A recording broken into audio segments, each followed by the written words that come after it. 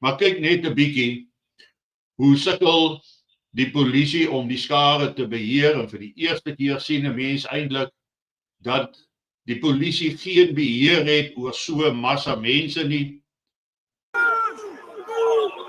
En die mense het letterlik net deur die polisie geloop,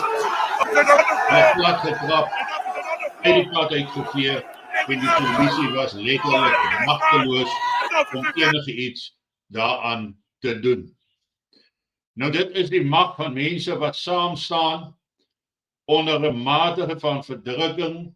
waar wokeness op mense afgeforceer is, waar onwettige immigrante ingebring is om in die proses jou eie kultuur te onderdruk en te vervang met 'n ander kultuur, waar jou eie geloof vervang moet word met 'n ander geloof.